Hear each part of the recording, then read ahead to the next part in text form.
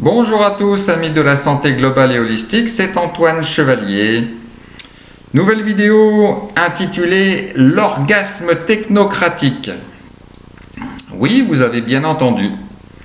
Ainsi, les technocrates à Bruxelles et dans chaque administration avaient déjà depuis longtemps bien codifié, réglementé, régi nos existences. Mais avec la gestion menée lors de cette pandémie, nous avons pu assister à une intensification des règles, protocoles, règlements, décrets, arrêtés. Le gouvernement et ses ministres en tête, largement sponsorisés par l'OMS de Bill Gates, puis à chaque échelon de responsabilité, jusqu'aux maires et leurs services, tout a été utilisé pour nous inonder de paperasse. Prolifiques et prolixes, ces messieurs-dames. Si la France payait ces personnes à la feuille rédigée, certains seraient déjà millionnaires, en restant pondérés. De plus, peu de cas de chômage partiel pour ces bureaucrates en vue. C'est là que nous pouvons toucher du doigt les conséquences des décisions inconséquentes. Confinement, gestes barrières, obligation de port du masque. Cela paraît simple à énoncer, à décider. Mais comme cela s'applique à la vraie vie de millions de personnes, c'est très compliqué à mettre en œuvre. Cela me rappelle l'expression « tourner 36 fois sa langue dans sa bouche avant de parler ». De plus, elles furent la partie visible du travail biaisé des experts et scientifiques subventionnés par Big Pharma. Elles ne pouvaient donc pas être cohérentes, harmonieuses et sensées.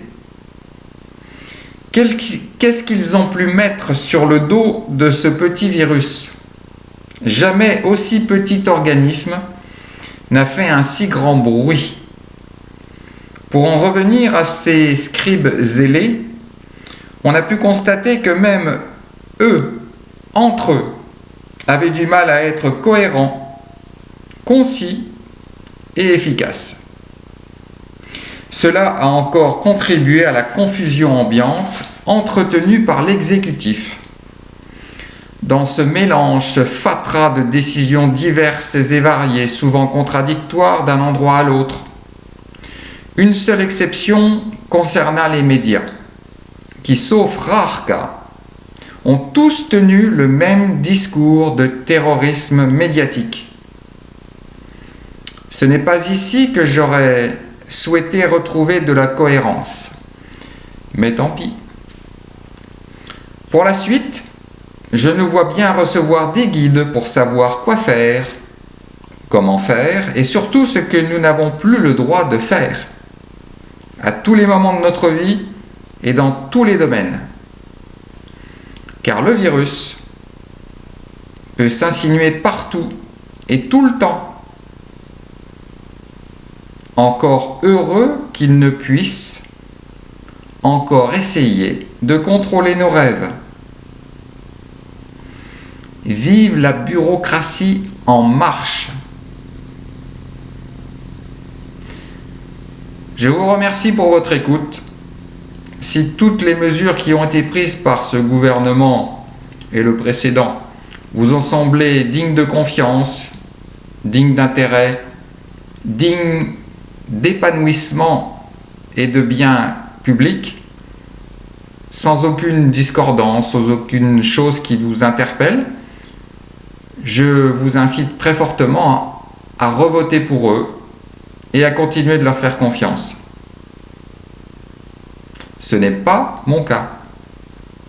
Prenez bien soin de vous. Namasté à tous.